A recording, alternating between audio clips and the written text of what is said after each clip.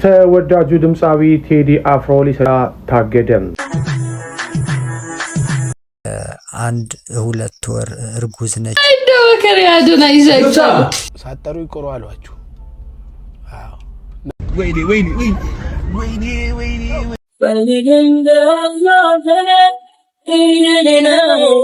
አለው በግፍ ራሱ ነሳል። ይሄንን ስል ብዙዎቻችሁ ልትናደዱ ትችላላችሁ፣ ግን እውነት ስለሆነ ማውራት ስላለብኝ። ሰላም ጤና ይስጥልኝ ጋይስ፣ እንደምን ዋላችሁ፣ እንደምን አመሻችሁ? እኔ እግዚአብሔር ይመስገን ደህና ነኝ። እንግዲህ እንደተለመደው አዳዲስና ወቅታዊ መነጋገሪያ ጉዳዮችን ይዤላችሁ መጥቻለሁኝ። እንግዲህ ከበዓሉም እንዲሁም ከበዓሉ ወዲያም የነበሩ ጉዳዮችን ይዤላችሁ መጥቻለሁኝ ማለት ነው። አብራችሁ እስከ መጨረሻ እንድትቆዩ በትህትና እጠይቃችኋለሁኝ። አዲስ ከሆናችሁ ሰብስክራይብ እንዲሁም ላይክ በማድረግ ይህንን ቪዲዮ እንድትጀምሩ በትህትና እጠይቃችኋለሁኝ ማለት ነው። ወደ መጀመሪያ ቪዲዮ ላሸጋግራችሁና ተመልሼ እመጣለሁኝ። መልካም ቆይታ ይሁንላችሁ ጋይስ።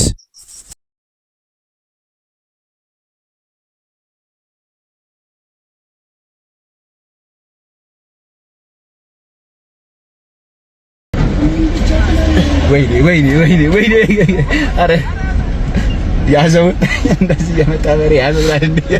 ያዘው ይላል ገብ ይላል። ወይኔ ገባ ይላል። ቶቶ ዘይው ዘይት ገመዱ ጋር አሰረው ነው ወይ ምኑ ላይ አስረው?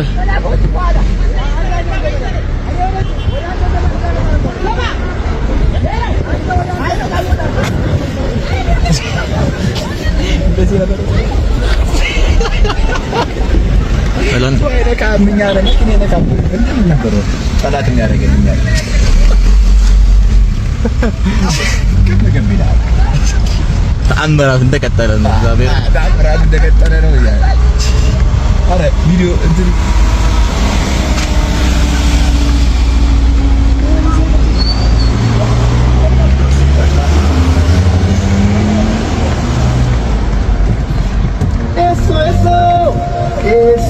eso so ala chavalita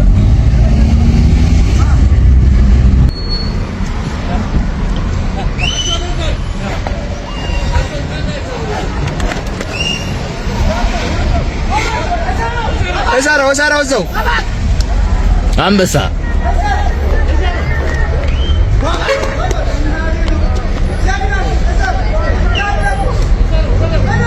በስተመጨረሻ አባሪው ተይዟል። በአፍሪካ ዲፕሎማሲ ተይዟል።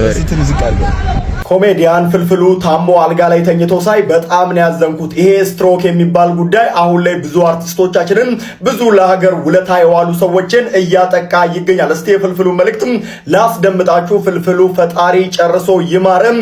እጅግ በጣም ጥንቃቄ ያስፈልጋል ከስትሮክ ጋር ተያይዞ ቪዲዮውን ተመልከቱት። ካምባል ለምን ለኢትዮጵያ እሺ ለዚሁ ለአክሱን እንትን ሆስፒታሉ እሺ ሙሉ ሰራተኞች ከነባለቤቱ አመሰግናለሁ። ደግሞ ለልጆቼ መልካም በዓል ይሁን። ከተበረከት እኛ ጋር የመጣው የደም መቋረጥ ስትሮክ አጋጥሞት ነው። ከኋላ ጭንቅላቱ ላይ የረጋ ደም ያው የደም ዝውውር ሲያቋርጥ ባለው ምልክቶች ነው የመጣው። የሚገርምሽ ወዲያው አልታወቀውም። ቤኬ ልጆችና ቤተሰብህን ለበዓል እኛ ተረክበናል እንመልስልሃለን። ከበዓሉ በኋላ አባወራ እንግዲህ ሌላ ቀንስ እንመልሳለን። አባወራ ለጊዜው 2-3 አባወራ ይኖራል ቤት። ሁላችንም ስብስብ ብለን እንሄዳለን። ጋይስ እንግዲህ የፍልፍሉ እጅግ በጣም መነጋገሪያ ነበር ዛሬና ትላንት ማለት ነው። እንግዲህ ይህንን በሽታ አንዳንድ ነገሮችን ለማለት ያህል እንግዲህ በጣም የምንወደው የሬጌ ድምፃዊ አርቲስት ኢዮብ መኮንን እንግዲህ በዚህ ህመም በሞት እንደተለየን እናውቃለን።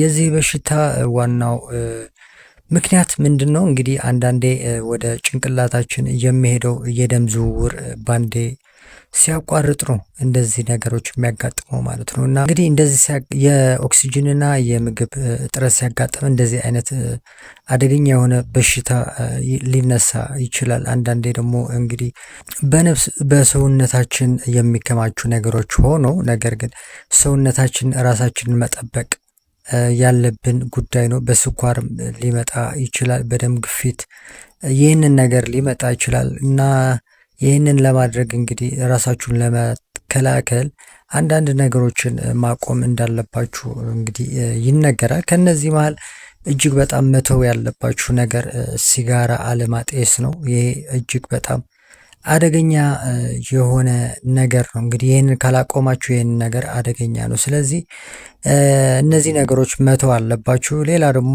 እንግዲህ ቀጥታ የድምፅና የእጅ መንቀሳቀስ ሲያቅታችሁ፣ አይናችሁ ሊሸፈን ሲል፣ መናገር ሲያቅታችሁ ወዲያው ወደ ሕክምና መሄድ አለባችሁና ይሄ በጣም አደገኛ የሆነ ድንገታዊ በሽታ ነው እንግዲህ እና ይህንን ራሳችሁን መጠበቅ አለባችሁ። ስፖርት መስራት አለባችሁ። የምግብ እንግዲህ ወደ አትክልት መብላት አለባችሁ ነው የሚለው እና እነዚህ ነገሮች ብታደርጉ እናንተ ጥሩ ሁኔታ ላይ ትደርሳላችሁ ብዬ አስባለሁኝ። እና የወንድማችን የኮሜዲያን ፍልፍሉ እንግዲህ ይህንን ችግር ነው ያጋጠመው ማለት ነው። ደህና ይመስላል እና ግን ዞሮ ዞሮ ጥንቃቄ ማድረግ አለብን ሁላችንን ማለት ፈልጋለሁኝ ጋይስ። እናም ጨርሶ ይማረህ ወንድሜ።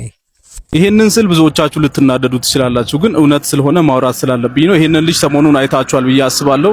ቃሉ ፑቲክ ይባላል። ቃሉ ፑቲክ ነው ስሙ መሰለኝ እና በአሜዚንግ በሆኑ የልብስ ዲዛይኖቹ በጣም ኢንተርናሽናል እየወጣ ያለ በጣም የሚገርም ኢትዮጵያዊ ልጅ ነው እና ይሄንን ልጅ እንርዳው በሚል የተጀመረው ነገር በጭራሽ አልተመቸኝም። እኔ ማለትም በቃ ስልክ እንስጠው፣ ገንዘብ እንስጠው ምናምን የሚል የራስን ብራንድ ይበልጥ የማሳደግ ጉዞ ነው እንጂ ለልጁ ይሄ ነገር ብዙ የሚጠቅመው ነገር ያለ አይመስልኝም።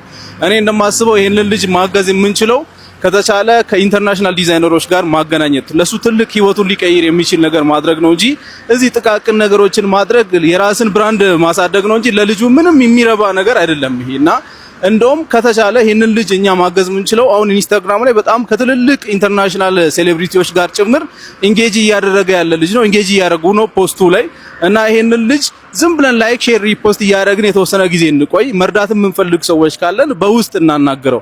አሁን እንደዚህ አይነት እርዳታዎች ጥቃቅን እርዳታዎች ዩዥዋሊ የኛን ብራንድ ቢውል ያደርጋሉ እንጂ ለልጁ ምንም የሚረባ ጥቅም አይሰጡም። ባይዘው እዚሁ ልናስቀረው ነው ማለት ነውና አንዳንዴ ጥሩ ስም አለን የምንል ሰዎች ጥሩ ብራንድ አለን የምንል ድርጅቶች አንዳንድ ነገሮችን ብናረጋጋ ጥሩ ነው ብዬ አስባለሁና ይሄንን ነገር ላትቀበሉ ትችላላችሁ፣ ግን ሪያሊቲው ይሄ ነው። እኔ በጊቫዌይ አምናለሁ። እኔም የተለያየ ጊዜ እንደዚህ ጊቫዌይ ስልክ፣ ገንዘብ ምናምን ለጀማሪዎች ሲሰጥ አይታችሁኛል።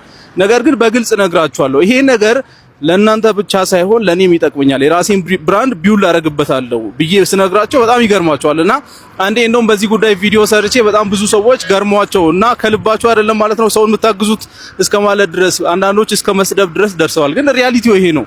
ባይዘወይ አንዳንዴ በጣም ኢንተርናሽናል ሊወጡ የሚችሉ ልጆች ካሉ ዝም ብለን ብንለቃቸውና በጣም ቢያድጉ ይሻላል ለኛ መጠቀሚያ ከምናደርጋቸው ማለት ነውና ይሄንን ልጅ በዚህ መንገድ ሰፖርት ብናደርገው ጥሩ ነው ብዬ አስባለሁ።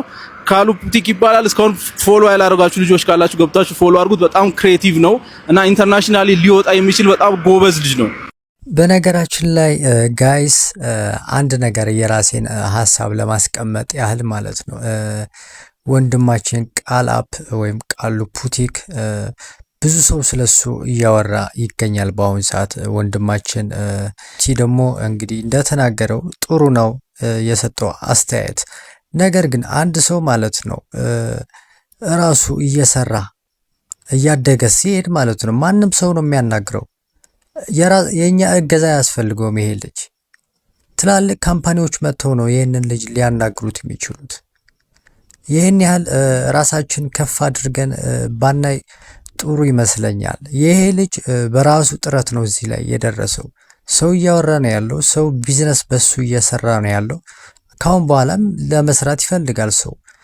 ነገር ግን ምናልባት ቃሉ በተለያዩ መንገዶች እንግዲህ በራሱ ስራ በራሱ ጥረት ነው እንግዲህ ኢንተርናሽናል ሊሆን የሚችለው ማለት ነው። ምናልባት አንዳንድ ሰዎች ስለዚህ ልጅ እናግዘው ሲሉ እሰማለሁ። ማገዙ መልካም ነው መጥፎ ነው እያልኩኝ አይደለም። ነገር ግን ቃሉ በራሱ ጥረት ሰርቶ የትም ሊደርስ የሚችል ልጅ ነው። አገዝነው አላገዝነው ይሄ ልጅ ኢንተርናሽናል ይሆናል። ትላልቅ ሰዎች አይተው ወደነሱ ወደ ድርጅታቸው ሊቀጥሩት ወይ ደግሞ አድቨርታይዚንግ ሊያሰሩት ይችላሉ እና ይህን ያህል ግፊት የሚደረግበት ጥንቃቄ የሚያስፈልገው ነገር አይደለም ብዬ ነው ማስበው። ራሱ አንድ ነገር ይዘህ ከመጣ ያ የያዝከውን ነገር ሌላ ሰው ደግሞ ይገዛዋል ማለት ነው። ስለዚህ ይህን ያህል የሚያጨቃጭቅ ወይ ደግሞ ያን ያህል ግነት የሚያስፈልገው አይመስለኝም ማለት ፈልጋለሁ። የእናንተ ሀሳብ ደግሞ ብታስቀምጡት ደስ ይለኛል። ጋይስ ሀሳብ ላይ መጻፍ ትችላላችሁ፣ የራሳችሁን ሀሳብ ማለት ነው። አያችሁ ይሄ ልጅ በቃ አሁን እንግዲህ ኢትዮጵያ ውስጥ አይ ቲንክ ወደ ሰሜን ወደ ትግራይ አካባቢ ያለ ልጅ ነው። ግን አሁን በጣም ወደ ኢንተርናሽናል የሆነ እንደዚህ እየተምዘገዘገ ያለ ልጅ ነው።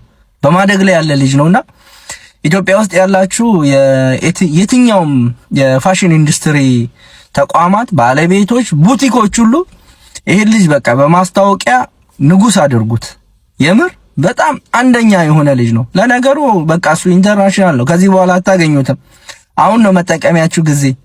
ክሬት ነው በጣም ነው ክሬት የሚያደርገው። በስማም ሰው እንዴት ከጆንያ ከማዳበሪያ እንደነዚህ አይነት ደስ የሚሉ ነገሮች ለአይን ራስን መምሰል ማለት እንደዚህ ነው።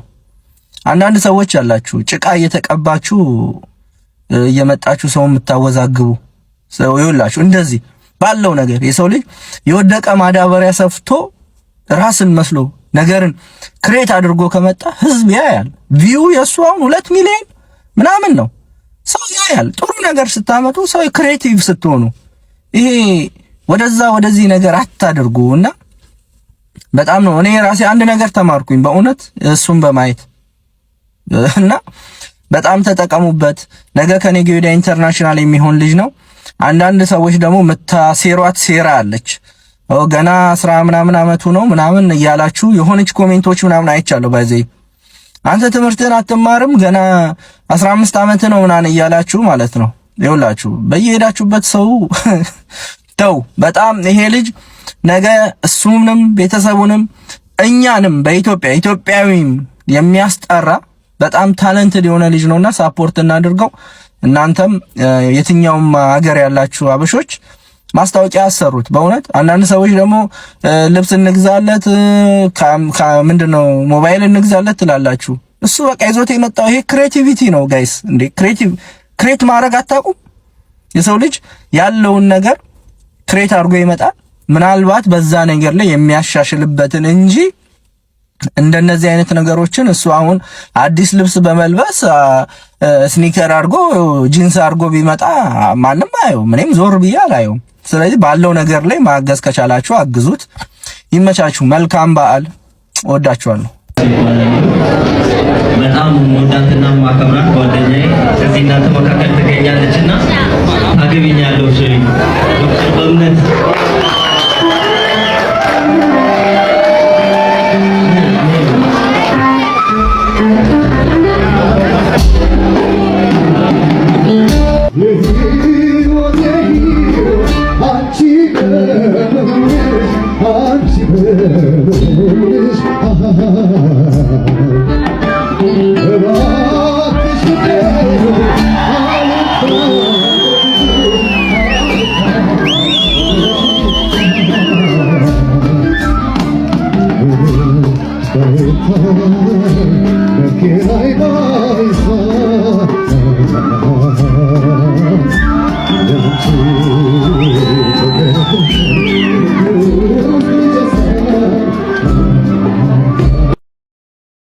ጋይስ ሁላችንንም እንግዲህ ለዚህ ያብቃን። እሺ የምንልበት የፍቅር ህይወት እንዲገጥመን እመኛለሁ። እንግዲህ ዛሬ ቶቶት የምግብ አዳራሽ የነበረው ጉዳይ በአዶናይና በጃኒ የነበረው ጉዳይ ሁላችንንም ያየነውና ሰርፕራይዝ የተደረግንበት ቀን ነበረ። እጅግ በጣም ደስ የሚል እኔ በበኩሌ እንደዚህ አይነት ለመጀመሪያ ጊዜ በነገራችን ላይ እንደዚህ ሰርፕራይዝ የተደረግኩትኝ ማለት ነው። አጋጣሚ ሆነ መብራት አልነበረም ሰፈር ብዙ መረጃ አልነበረኝም እና ይሄንን ሳይሆን በጣም የደነገጥኩት እና በጣም ሰርፕራይዝ ሆኛለሁኝ ማለት ነው። እንግዲህ በአዶናይና ጃኒ ያለው ጉዳይ ግልጽ ሆኗል ማለት ነው። አሁን ምናልባት ቪዲዮውን እያያችሁት እንዳለ ላይ ዳረኩት ማለት ነው። ምናልባት እንትን ነው የሚመስለው የሽምግልና ነገር ነው የሚመስለውና ወላጆቿ የጃኒ ነበሩ፣ የአዶናይ ወላጆች ነበሩ፣ እናቱ ጓደኞቹ ወዳጆቹ ነበሩ እና እጅግ በጣም የሚያስገርም ቀን ነበረ ዛሬ እና እስኪ የተወሰነ ቪዲዮ ላሳያችሁና ተመልሼ እመጣለሁኝ ጋይስ። ሰላም ጋይስ እንደምን አላችሁ? ዛሬ እንግዲህ አመት በዓል ነው። ቶቶት እንገኛለን እራት እየበላን አሁን የመጣ ነው። ሌት ቆይተን መተናል። ሁሉም ቤተሰቦች አሉ። ይሰማል? ሁሉም ቤተሰቦች አሉ ዛሬ። እነ ዲቻ ቦይስ አሉ፣ እነ ብሩክታዊት ነጻነት አለች፣ ዲቻ ቦይስ ወንድሞቼ እህቶች አሉ። ሁሉም ጃም አለች፣ እናት የጃ ፋሚሊም አሉ፣ የኔ ፋሚሊም በአጠቃላይ ደስ የሚል ፋሲካ እያሳለፍን ነው። እግዚአብሔር የተመሰገነ ይሁን። ኢንጆይ አድርጉ እንግዲህ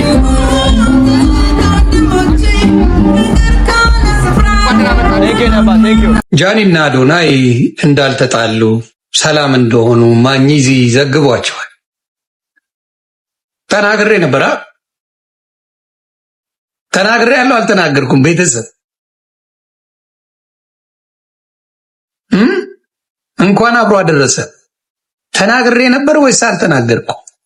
ምንም ችግር አልተፈጠረ። ምንም አይነት ችግር የለም። ሰላም ናቸው። ግን በቃ በውጪ ማድረጉ ጥቅም እንደሌለው እኔ ነግሬያቸው ነበር። በውጪ ማድረጉ ገባችሁ? እኔ ተፋቅረናል እንደዚህ ነን ብሎ በውጪ ሰው እንዲያይላችሁ ካደረጋችሁ ያበሻ አይን መጥፎ ነው። ትዳራችሁን በውስጥ አድርጉ። አለኝ ቦይፍሬንድ ወይም ደግሞ ፍቅረኛ ያለችኝ እቺ ናት አለቀ። ከዛ ውጪ የምታረጉትን ነገር በውጪ አታርጉ።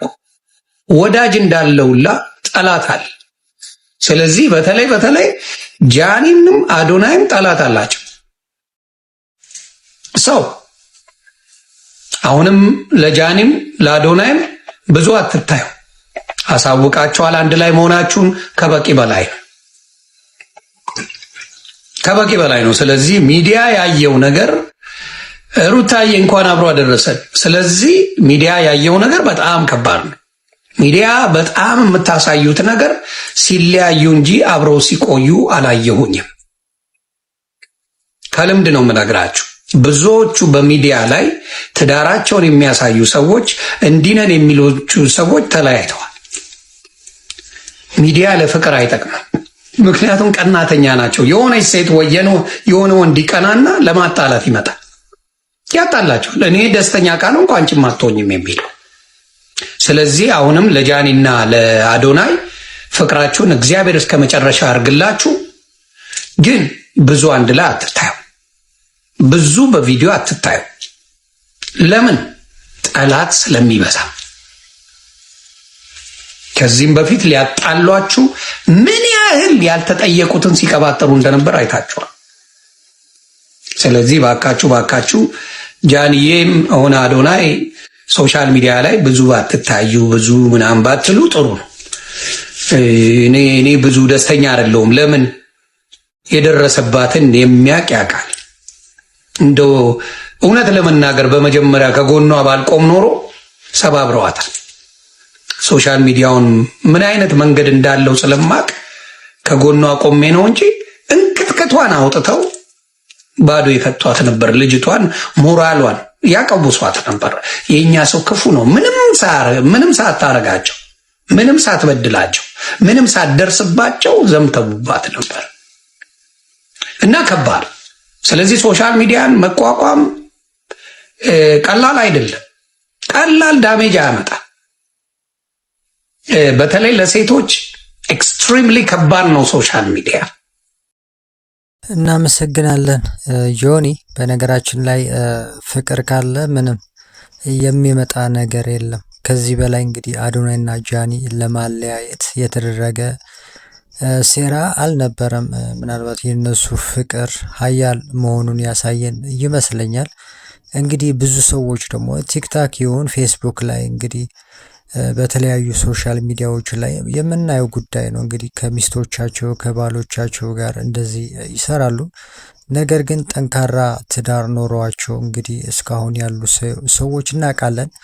ያልፈረሱ ቤቶችን ብዙ ስላየን ይህን ያህል ትርፍ የሚያስገኝ አይመስለኝም። ይሄንን ነገር እንደተለምዶ ነው እያወራ ነው ያለ ነው እንጂ ይህን ያህል አይመስለኝም። ይሄንን ነገር ፍቅር ካለ እንግዲህ ምንም ነገር ይቻላል ብዬ ነው እኔ የማምነው። እና የአዶናይና የጃኒ ጉዳይ እጅግ በጣም የሚያስደስትና እንግዲህ ለሽምግልና ወይም ለትዳር የሚመሰርቱበት ጊዜ ነው እንግዲህ ካሁን በኋላ የምንጠብቀው። ግን ጋይስ አንድ ነገር የታዘብኩትኝ ነገር አለ እዚህ ቪዲዮ ላይ እንደምታዩት ከሆነ ሆዷ አካባቢ እንግዲህ ጃኒ እያረገዘች ትመስላለች። ምናልባት እኔ ትንሽ የማቅ ይመስለኛል ስለዚህ ጉዳይ እና ወይ ደግሞ ትንሽ የአይን ትኩረት ስለሰጠውበት ነው ይመስለኛል ይሄንን ነገር። እና እንግዲህ ሆዶ አካባቢ ትንሽ አበጥ ያለ ይመስለኛል እና ይሄ ሚስጥር ነው ዞሮ ነገር ግን ጃኒ የአንድ 2 ወር እርጉዝ ነች ብዬ አስቤያለሁ። ምን ታስባላችሁ ጋይስ? ይሄንን ነገር በእርግጠኝነት አርግዛለች ጃኒ። 2 ጊዜ አይቼዋለሁ። አሁን እዚህ ላይ እዩት፣ ይሄንን ቪዲዮ ሆዷ ላይ ሲስማት እዩት።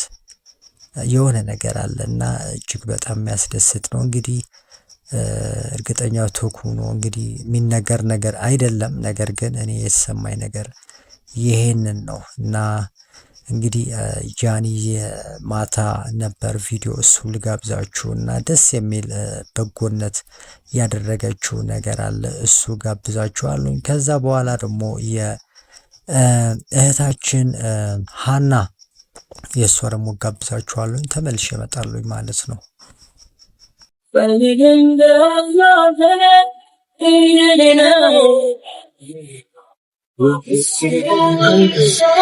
ጃኒ እየሰጠች ነው። ጃኒ ደግሞ ምን አለችሽ? በእኔ ስም 50 ሺህ ብር ሰጥቻለሁ ብላሻለች።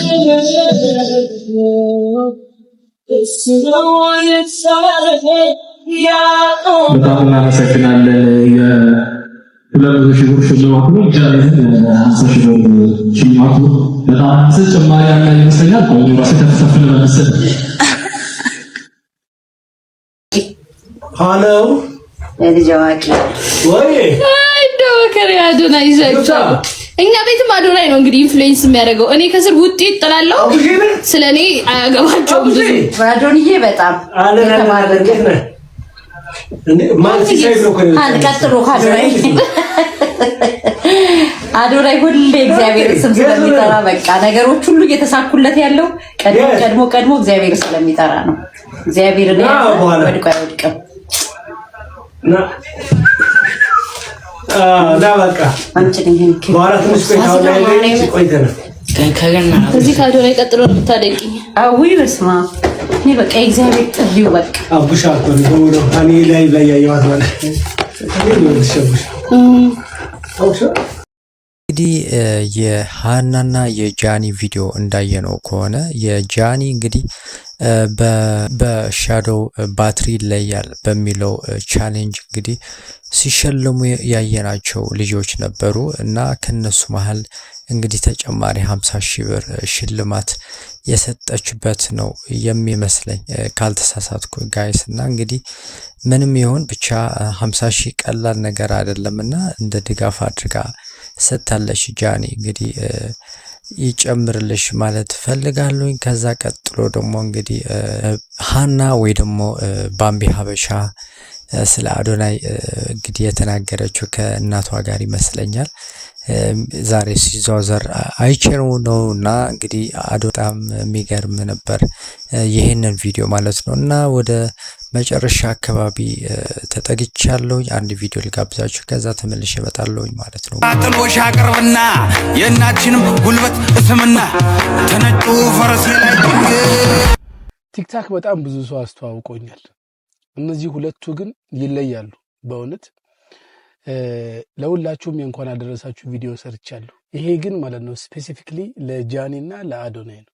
እንኳን አደረሳችሁ፣ እግዚአብሔር አይለያችሁ። እኔ በእውነት በነገሮች ኤክሳይትድ መሆን አቁሜያለሁ ማለት ይቻላል። በቃ ሲሆን ይሆናል፣ ሲቀር ይቀራል። የእናንተ ሰርግ ግን በእውነት ነው በጣም በቃ ኤክሳይትድ ነኝና ያው ሳጠሩ ይቆሩ አሏችሁ። እና እግዚአብሔር ለዛ ያደርሳችሁ፣ ከአይን ያውጣችሁ፣ ከሰው አይን ላይ ሰወራችሁ። እሺ መልካም ቀን። እንግዲህ ጋይስ የነበሩኝን ቪዲዮዎችን እንግዲህ ጨርሻለሁኝ ማለት ነው። በስተመጨረሻ እንግዲህ አወዛጋቢው ድምፃዊ ቴዲ አፍሮ ዛሬ የተሰማ ነገር አለ። እንግዲህ የመግለጫ ሊሰጥ ነበረ ማለት ነው። እንግዲህ ይህንን ነገር በመንግስት ይመስለኛል ታግዷል ተብሏል ማለት ነው። እጅግ በጣም የሚያሳዝን ነው እና ዛሀበሻ ያቀረበው መረጃ አለ። እሱ ታድምጡና እኔ እዚህ ላይ አበቃለሁኝ ማለት ነው። እንዳያስተጓጉሉት እየተፈራ እንዳለና ስጋት ላይ እንዳለ ነው ይህንን ነገር እየተነገረ ያለው እና በጣም እንግዲህ በጉጉት እንጠብቃለን አሁንም ማለት ነው እና ወንድማችን ቴድሮስ ካሳሁን ወይም ቴዲ አፍሮ በሰላም እንድትመጣ አሁንም እንግዲህ ምኞቴ ነው እና ወደ ቪዲዮ ላሸጋግራችሁና እንግዲህ እኔ እዚህ ላይ አበቃለሁኝ ማለት ነው። አዲስ ከሆናችሁ ሰብስክራይብ እንዲሁም ይህንን ቪዲዮ ላይክ አድርጉ። እንዲሁም ሀሳብ ካላችሁ ኮሜንት ላይ መጻፍ ትችላላችሁ ማለት ነው። ቻው ሰላም። ሰበር አሁን የገባም ተወዳጁ ድምፃዊ ቴዲ አፍሮ ሊሰጠው የነበረው ጋዜጣዊ መግለጫ ታገደ።